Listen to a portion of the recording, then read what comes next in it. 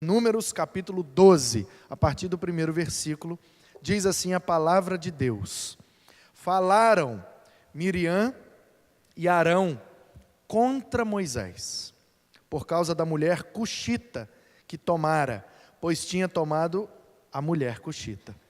E disseram: porventura tem falado o Senhor somente por Moisés? Não tem falado também por nós? O Senhor o ouviu. Era o varão Moisés muito manso, mais do que todos os homens que havia sobre a terra. Logo o Senhor disse a Moisés, e Arão e a Miriam: vocês três saiam à tenda da congregação. E saíram eles três. Então o Senhor desceu na coluna de nuvem e se pôs à porta da tenda. Depois chamou Arão e Miriam, e eles se apresentaram. Então disse: ouvi agora as minhas palavras. Se entre vocês há um profeta, eu, o Senhor, em visão a ele, me faço conhecer, ou falo com ele em sonhos. Não é assim com meu servo Moisés, que é fiel em toda a minha casa, e eu falo com ele boca a boca, claramente, e não por enigmas, pois ele vê a forma do Senhor. Como, pois, não temestes falar contra o meu servo, contra Moisés? E a ira do Senhor contra ele se acendeu e retirou-se. A nuvem afastou-se de sobre a tenda, e eis que Miriam achou-se leprosa, branca como neve, e olhou Arão para Miriam, e eis que estava leprosa. Então disse Arão a Moisés: ai, Senhor meu, não ponhas, te rogo, sobre nós este pecado, pois loucamente procedemos e pecamos. Ora, não seja ela como um aborto, que saindo do ventre de sua mãe, tenha metade de sua carne já consumida. Moisés clamou ao Senhor, dizendo: ó Deus, rogo-te que a cures. Respondeu o Senhor a Moisés: se seu pai lhe cuspira no rosto, não seria envergonhado por 7 dias? Seja detida 7 dias fora do arraial, e depois recolhida. Assim, Miriam foi detida fora do arraial por 7 dias. E o povo não partiu, enquanto Miriam não foi recolhida. Porém, depois, o povo partiu de Azerote e acampou-se no deserto de Parã. Amém. Não feche a sua Bíblia, por favor. Nós vamos meditar nesse texto, ver algumas coisas profundas, ricas, preciosas, que podemos aprender sobre sonhos e sobre conflitos, principalmente conflitos familiares. Então, a primeira coisa que eu preciso te dizer é sobre a situação que estava acontecendo aqui. O contexto, a história por trás do texto, para que o drama fosse então encenado da maneira como nós lemos. O que está acontecendo aqui é que o povo saiu do Egito. Você conhece a história, ou você já leu a Bíblia, ou assistiu a Record, enfim, os 10 mandamentos lá, né? O povo estava no Egito, e aí Deus usou Moisés, junto com Arão, o seu irmão, e Miriam era a irmã dos dois.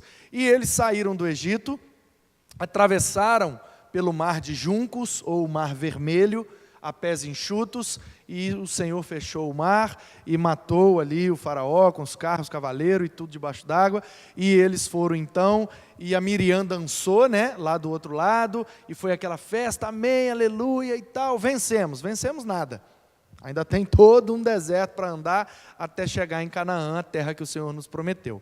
Pois bem, a Bíblia diz, e nós sabemos, que o povo percorreu 40 anos, desde que saiu do Egito até tomar posse da terra prometida em Canaã.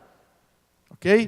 40 anos. O que é que a nossa mente imagina? Essa história está toda descrita e narrada entre os livros de Êxodo e Deuteronômio. Então, se você lê Êxodo, Levítico, Números e Deuteronômio, você pega esses 40 anos de história aí. Você tem que ler tudo e encaixar os pedaços para entender. Mas vou dar uma resumida para você. E vou tentar consertar um equívoco que já aconteceu comigo e é bem provável que tenha acontecido com você. Quando alguém diz que o povo saiu do Egito e andou por 40 anos até chegar em Canaã, que demorou 40 anos, o que é que a nossa mente pensa? Eles andaram durante 40 anos. Só que não foi assim. Só que não. Por quê? Porque lendo os livros que eu já citei, você vê que eles tinham festas, pelo menos 3 por ano. Tabernáculo, Pentecostes e Páscoa, a mais importante. Eles plantavam, eles colhiam, inclusive a festa de Pentecostes, né, o Shavuot, ou Shavuot. Ontem eu estava fazendo uma visita e estava lá na Record passando aquele Rico e Lázaro. E aí uma mulher lá, personagem, sei lá qual, porque nunca via, essa Record está dando show de criatividade. Uma parábola do Evangelho virar uma série com vários capítulos e vários personagens, e eu não tem nada a ver com a parábola, né? Eu não assisto, não dá para saber, mas eu estava passando lá, eu nem ouvi direito, mas entre um vai e vem da conversa, da visita, eu ouvi uma personagem, uma menina, falando para outra: o fulano conheceu a ciclana na festa de Shavuot. Aí eu já, olhei para a Ana Paula, olhou para mim, Pentecostes. Porque o judeu chama o Pentecostes de Shavuot, ou Shavuot, que é colheitas. Porque a festa para o hebreu é a festa das colheitas. Mas ela era depois do período de colheita. Então Deus falou: vocês vão colher durante 7 semanas, 7 vezes 7, 49. E a partir do dia seguinte, vocês vão fazer a festa. O dia depois do 49 é o dia 50. Então é o Pentecostes, 50 dias no grego. Então Pentecostes, no grego, significa 50 dias. Só por isso que é o nome da festa. Ok? Então, Pentecostes é o nome grego, 50 dias. A partir do dia 50 começa a festa. Semanas, ou Shavuot é o nome hebraico que o judeu dava. Então eu pergunto a você, como é que esse povo peregrinava pelo deserto durante 40 anos, andando sem parar, acordava de manhã, saía andando, dormia, acordava de manhã, saía andando. Como é que esse povo plantava, regava, colhia, fazia festa, e tinha cultos e sacrifícios e toda aquela vida lá? Como que eles plantavam? Como que eles regavam? Como que eles aravam, cuidavam da terra? Esperavam a colheita. Gente, de um dia para o outro não dá para nascer a colheita, tem que colher não. Como é que esse povo plantava e colhia se eles estavam andando sem parar durante 40 anos? Alô? Eles não estavam andando. Se você ler atentamente, você vai perceber que o movimento foi o seguinte: eles saíram do Egito, atravessaram o mar, desceram para o sul e foram para a península do Sinai, que é um pedaço de continente que entra no mar, é uma península. Um pedaço de mar que entra no continente é um golfo. Geografia grátis. Então, a península do Sinai, onde tinha um monte muito alto, chamado Monte Sinai, ali eles pararam. E Deus falou: peraí, que eu tenho uma conversa com Moisés agora. E aí Moisés subiu o monte, ficou lá, você conhece a história, né? Lá ele recebeu os 10 mandamentos e desceu, e aí sim, depois de alguns dias, cerca de 30 a 40 dias, eles então saem do Sinai em direção ao deserto de Parã, para depois montarem as tendas definitivamente, de acordo com as orientações de Levítico, lá na região desértica, que ficava além do Jordão, ou seja, na Transjordânia, que é uma região chamada, quem sabe? Cádiz Barneia. Isso é o nome até de uma banda de rock, um heavy metal cristão. Cádiz Barneia. É o nome do deserto lá, do lugar onde eles ficaram.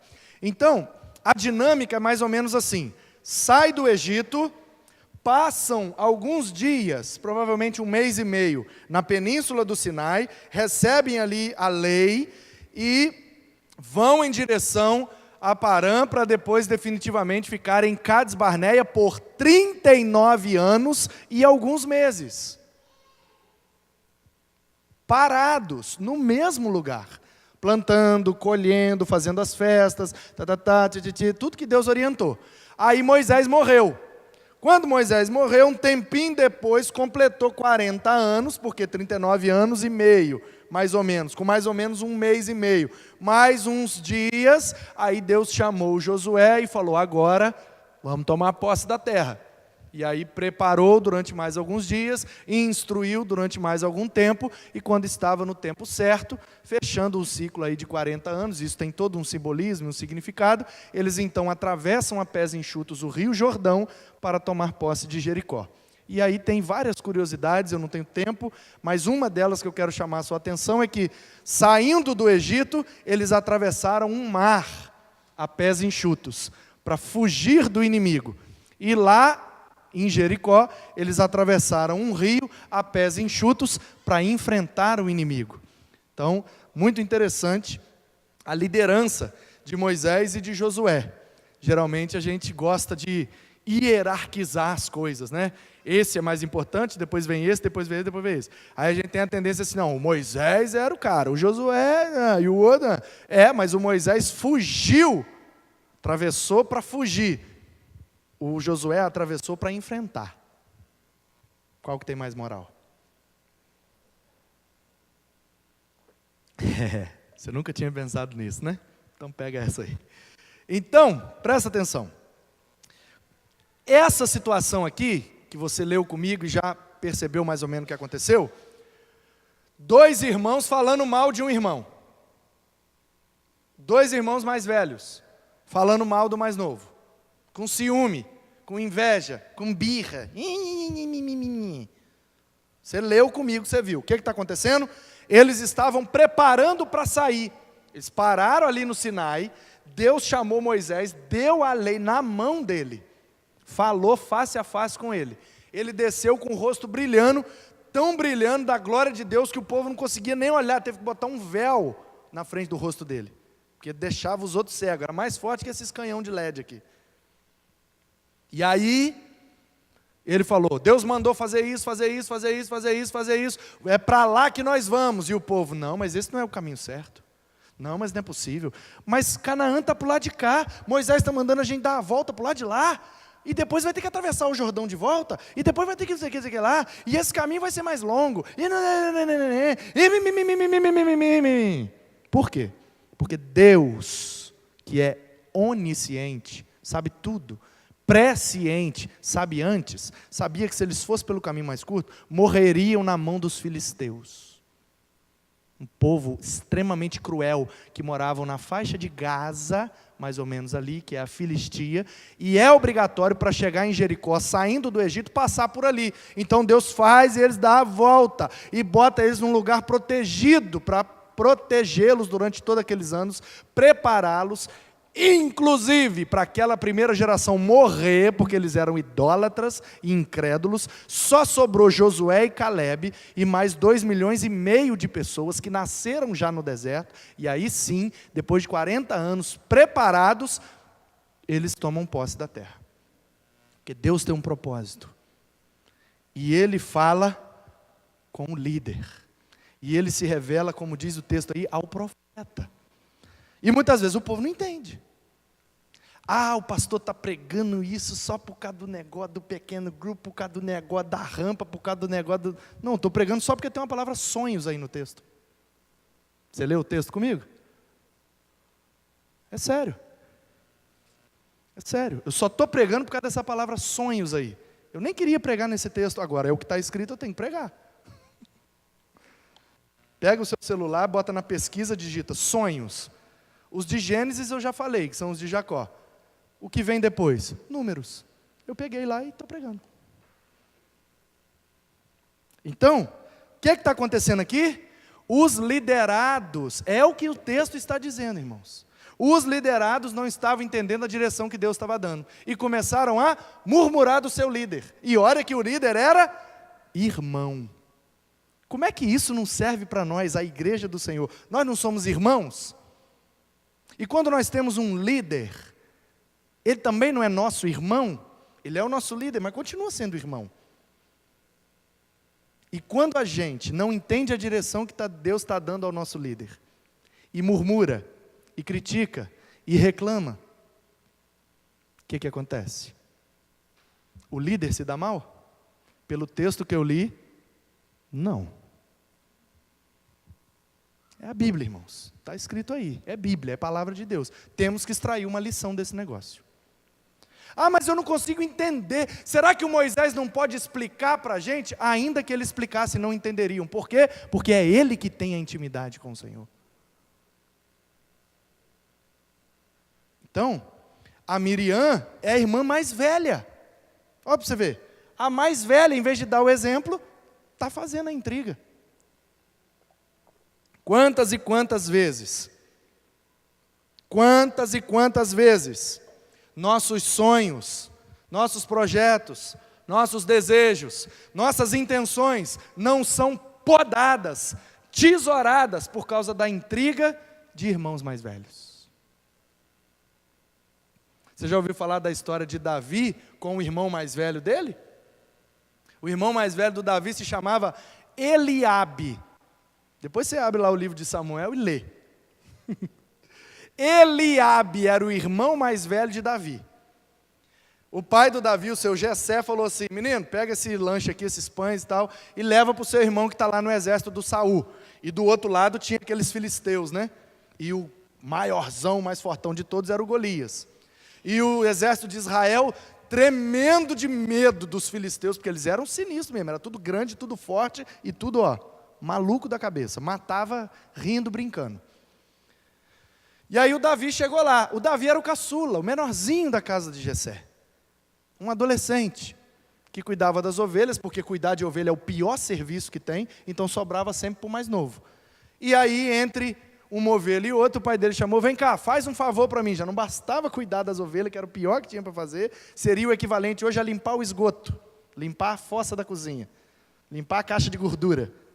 Esse serviço ninguém quer fazer. O pai dele ainda chama e fala: vai lá e levar o lanche, a comida lá dos seus irmãos.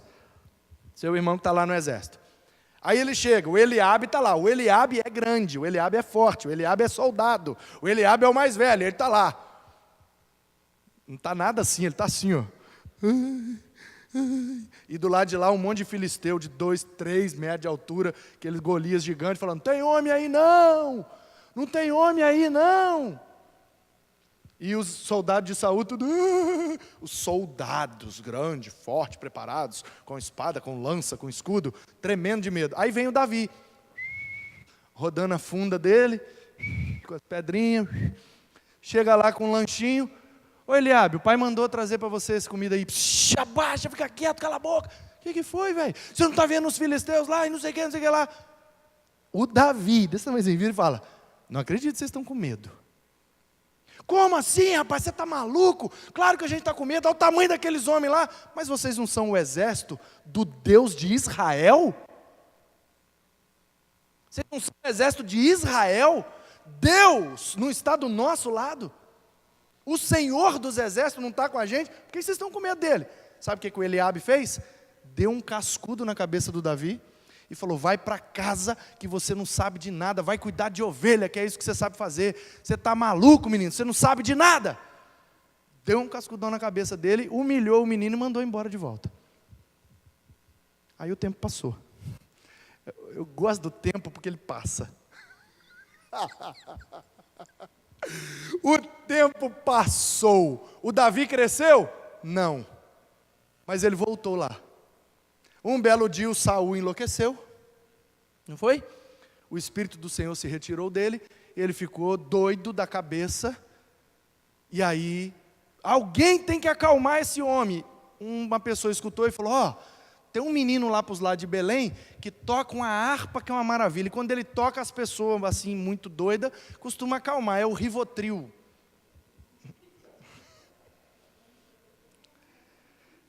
Então manda chamar o menino. Quem foi lá tocar a harpa? Davi, desse tamanhozinho, com a harpinha. O Saul ouviu a harpa de tarja preta. Aí, ó pra você ver, acompanha, hein? O Saul virou e falou assim, rapaz, eu tô maluco por causa desses filisteus. Esse tal desse Golias aí está humilhando a gente, fazendo passar vergonha. Aí o Davi, e vocês estão com medo dele? Por quê? Vocês não são o exército de Israel? O Senhor dos exércitos não está do nosso lado? Cala a boca, menino, você está maluco? Deixa que eu vou lá enfrentar esse gigante. Você, rapaz, você está doido? Eu vou, vocês não têm coragem? Eu tenho. E lá no pasto eu já enfrentei urso, já enfrentei leão, já enfrentei bicho muito mais forte que esse Golias aí, rapaz. Então leva a minha armadura. Aí Saul, a Bíblia diz que Saul era da tribo de Benjamim, e ele era o maior entre todos em Israel. O maior de Israel batia no ombro de Saul. Aí você imagina, o Saul, devia ter mais ou menos o meu tamanho, botou a armadura no Davi, um adolescentezinho franzino, raquítico. Pegou aquele escudão e pegou aquela couraça pesada e aquela espadona e aquele capacete O que ele vai fazer com isso? Ele falou, não vou com isso não. Rapaz, mas você tem que usar a armadura. Não vou com a sua armadura. Porque o que serve para você, pode não servir para mim. Cada um tem que lutar com as armas que Deus lhe deu. Essa arma é sua. A minha está aqui, ó. É minha funda. É meu pedacinho de couro que eu boto uma pedrinha aí. Rapaz, você é maluco. Não sou maluco. Eu sou servo do Senhor dos exércitos. E ele chega lá. E o gigante gritando do outro lado. E ele fala, estou aqui para te enfrentar. Quer saber se tem homem? Olha o homem aqui. Sabe o que Golias fala? Lê lá para você ver, confere, é sério. Eu vou pegar você, vou amassar, triturar e vou dar de comida para o meu cachorro. Contextualizando, é isso que ele fala. Aí o Davi fala, você vem com lança, com espada, na força do seu braço. Eu vou na força do Senhor dos exércitos. Toma, uma só, na testa, caiu, vivo. Lê direito. Davi foi lá, pegou a espada dele mesmo, imagina a chapuleta que não era a espada do Golias, e com a própria espada dele, cortou a cabeça dele. Aí ele morreu.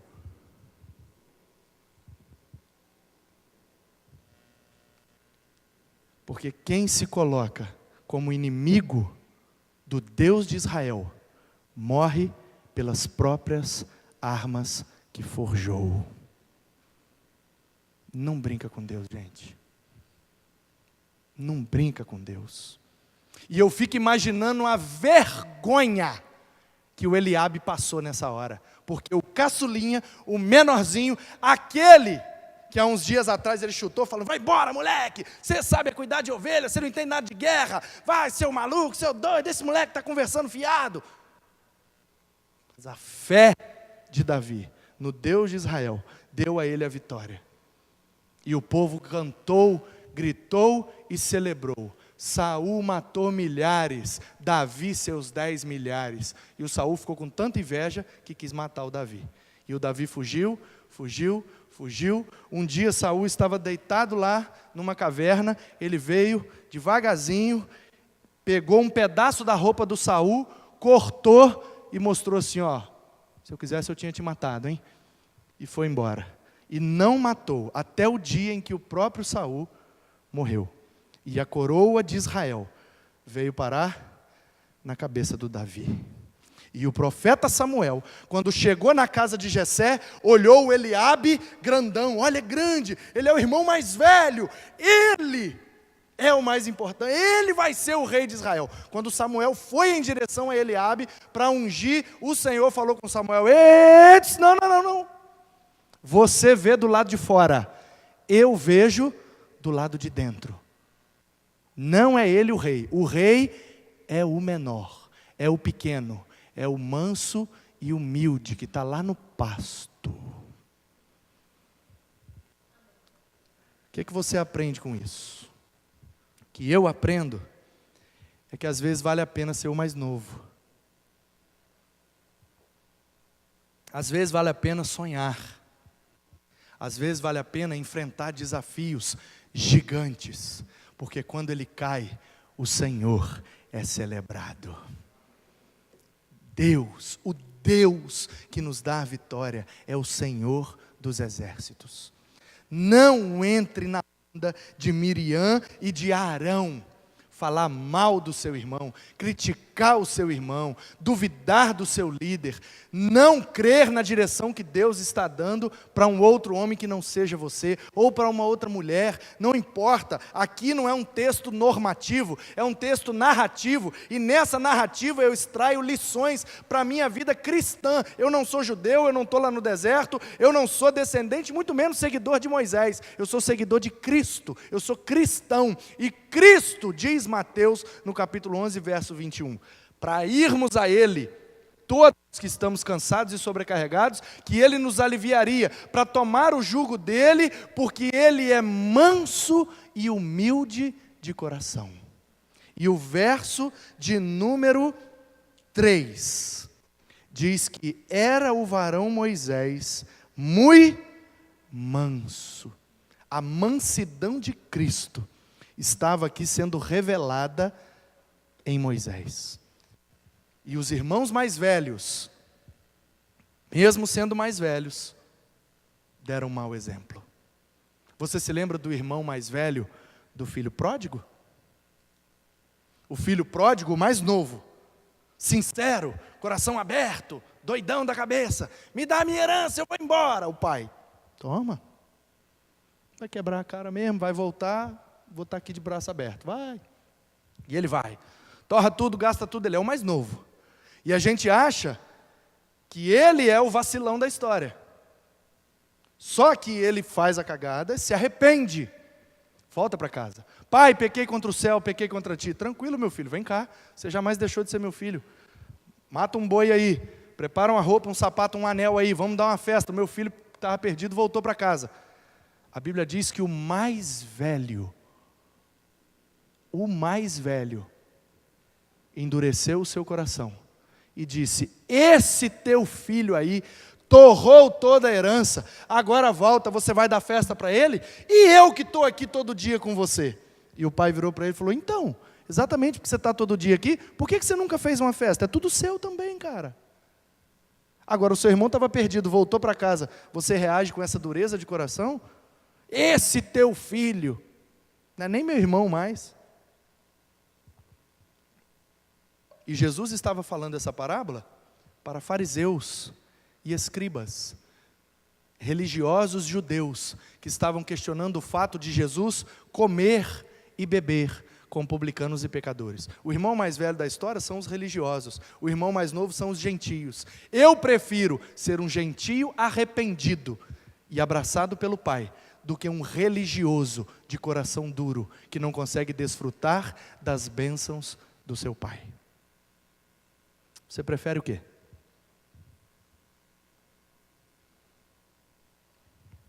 Então, Moisés era o irmão mais novo,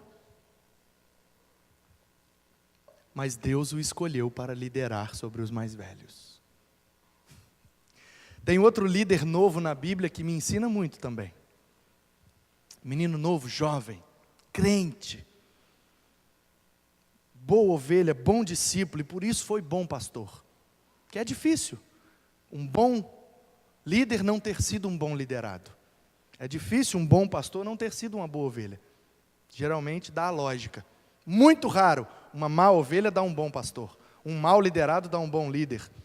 Desconheço tal coisa.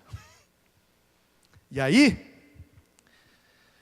Paulo escreveu uma carta para o Timóteo, pastor da igreja de Éfeso, moleque novo. E em Éfeso tinham os presbíteros mais anciãos, sábios, top de toda a Ásia Menor. E Paulo, conhecendo os presbíteros de Éfeso, porque ele se despediu deles certa vez, e ele passou cerca de 3 anos pastoreando de perto aquela igreja. Quando ele deu posse ao Timóteo, e o Timóteo começou a pastorear aquela igreja, menino novo, os presbíteros lá de Éfeso falaram: quem é esse menino para chegar agora e liderar a gente, e falar qual é a direção que Deus quer dar para a gente?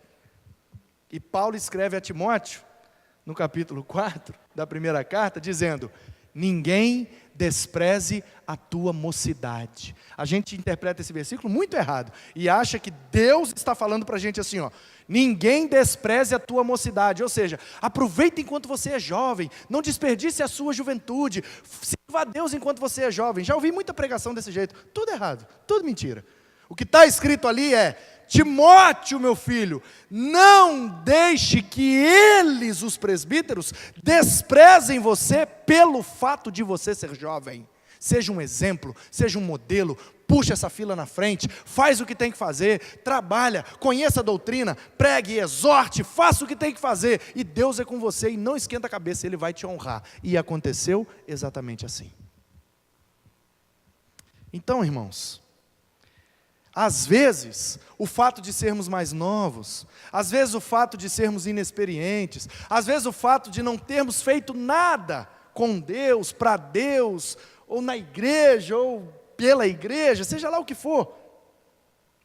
Às vezes a gente acha que a gente não pode sonhar, que a gente não pode receber sonhos da parte de Deus, porque a gente não tem capacidade. Isso não é verdade. A minha Bíblia disse que o Senhor disse a Moisés, a Arão e Miriam: vocês 3 saiam à tenda da congregação, o lugar onde Deus se reunia com o seu povo, e o seu povo se reunia na presença de Deus. E então o Senhor desceu na coluna de nuvem, se pôs à porta da tenda, depois chamou Arão e Miriam, e eles se apresentaram, e aí vem o versículo chave, o verso de número 6. Ouçam, disse Deus, as minhas palavras: se entre vocês tem um profeta, eu, o Senhor, vou dar visão para ele. Eu me faço conhecer, ou falo com o profeta em sonhos. E aí ele complementa ainda: se Moisés fosse só um profeta, eu falaria com ele em visão e em sonhos. Mas ele é ainda mais do que um profeta.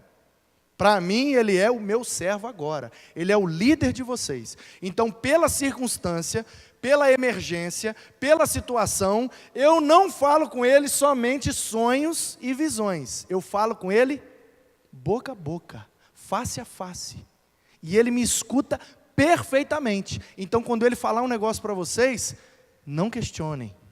Eu não estou dizendo a vocês, irmãos, e eu não vou abusar do texto, que devemos, com ouvidos fechados e olhos cegos, ouvir tudo que qualquer líder nos fala, porque se ele é líder, é uma orientação da parte de Deus. Não, o apóstolo Paulo diz que devemos ouvir tudo, julgar e reter o que é bom.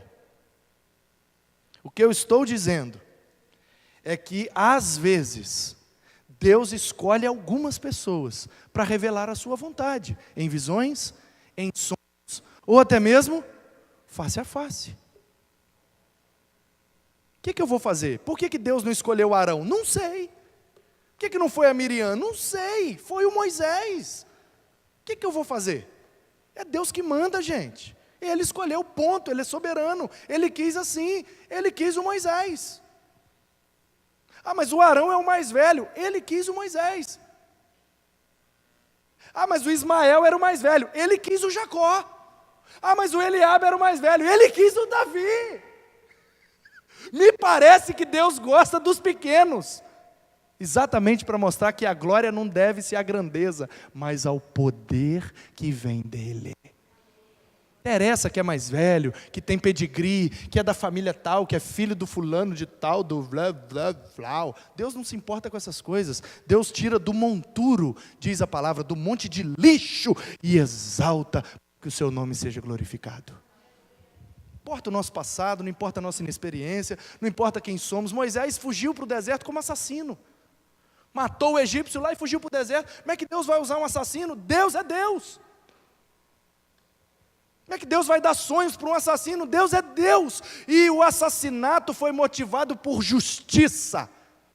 Aliás, Moisés vai ser um dos caras que eu vou falar aqui no mês da Liga da Justiça. Porque um cara para ter um senso de justiça igual a Moisés está para nascer.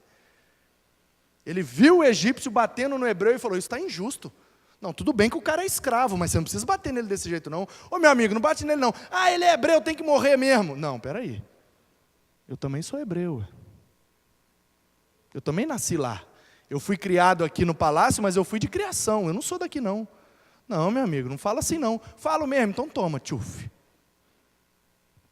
Está errado? Está errado. Porque Moisés não era cristão. Moisés não leu o Sermão do Monte. Moisés não ouviu Jesus dizer, se o teu inimigo bater aqui, deixa ele bater do outro lado. Então ele não conhecia essa doutrina, ele fez o quê? Toma, tchuf. Errado está o Pedro, que ouviu o Sermão do Monte, que sabia que era para dar alta face, e mesmo assim arrancou da espada e cortou a orelha do cara. Aí não, Pedrão, me ajuda aí. Errado está eu e você, que sabemos que temos que dar outra face, mas revidamos. Tratamos com a mesma moeda, pagamos no mesmo valor. Aí nós estamos errados, porque nós estamos depois do Sermão do Monte. Nós temos os evangelhos, nós somos cristãos, não somos hebreus, nem judeus. Então, queridos, sobre os sonhos, eu queria que você, para encerrar, cresce nessa verdade. Que se Deus quer usar a sua vida como profeta dele, alguém que vai trazer a palavra dele ao povo. Aqui eu não estou falando profecia nesse formato aí que você sabe, né? Eis que te digo, não. Eu nunca vi, me mostra, na Bíblia, uma profecia que começa com essa frase, eis que te digo. Não tem. O único profeta que falou na Bíblia, eis que te digo, foi Jesus. Porque Ele é o Senhor. Porque os profetas de verdade começam a sua profecia com a seguinte frase, assim diz o Senhor. Como Jesus é o Senhor, ele pode dizer, eis que te digo. Aí tem um monte de gente dizendo, eis que te digo, você não é Deus não, amigão. Espera aí, eis que te digo. Se você é profeta, assim diz o Senhor. Que falta de temor é esse? Deus me livre. Às vezes eu sinto uns negócios assim, eu fico, Senhor, será que foi Senhor? Será que foi meu coração? Será que foi minha carne? Será que foi o inimigo da minha alma? Porque a gente escuta muitas vozes, vai saber de onde está vindo. E tem gente que mal ouve um chiado e já é Deus, já é Deus. Muito cuidado, muito cuidado, muito cuidado. Então, mesmo tomando todo cuidado, mesmo sabendo que nós somos cristãos, não somos judeus, mesmo sabendo que nós não estamos no deserto, e esse texto não é normativo para nós, mesmo sabendo de tudo isso, eu extraio daqui a lição de que eu não posso me levantar contra os meus irmãos, não posso duvidar que Deus pode usá-los, não posso desrespeitá-los enquanto líderes, e mesmo que eu seja o mais novo, o mais fraco, o menos capaz, se Deus quiser, Ele vai usar a minha vida com poder e graça, e sua glória será revelada. Então o que eu quero te dizer é isso. Se Deus te der um sonho, se Deus te der uma visão, se Deus quer te usar como um profeta. Ah, mas esse negócio de profeta ficou no Antigo Testamento. Efésios 4:11. É Novo Testamento, é Epístola Paulina. E Ele mesmo, Jesus, deu uns para apóstolos, uns para profetas, uns para evangelistas e o último, uns para pastores e mestres. Apóstolos, profeteias, evangelistas, poimenas kai didáscalos. No grego é isso que está escrito. E profeteias no grego é aquele que fala em nome de alguém e em favor de alguém antes que algo aconteça. Profonoteas. Como é que não tem no Novo Testamento? Como é que não é para a igreja? Como que Deus não pode usar a sua vida para trazer uma direção à minha? Claro que pode. Como que Deus não pode colocar um sonho no seu coração, dar uma visão e usar a sua vida para que o nome dele seja glorificado? Claro que pode. Você pode sonhar, aliás, você deve. E se você não tem tido sonhos da parte de Deus, busque. Quem sabe hoje, ao dormir, sua oração: Senhor, eu quero sonhar um sonho que o Senhor me dê. Quem sabe Deus não bota um sonho no seu coração? Quem sabe Deus não bota um propósito na sua vida? Sabe, um motivo novo, não brote no seu coração e você acorde amanhã com um motivo a mais para viver, do que só ficar frequentando o culto e fazendo as coisas que falam para você fazer. Por que você não tem um sonho, uma visão e trabalha para esse negócio ser realizado? Amém? Tenha um sonho, porque eu tenho um sonho. Eu tenho um sonho. Vamos sonhar? Melhor do que sonhar é acordar para realizar. Vamos acordar, vamos levantar, vamos trabalhar e vamos realizar, porque quando um sonho é de Deus, ele já se realizou. Amém. Louvado seja Deus. Que Ele abençoe a sua vida, que Ele te encha de sonhos e de visões.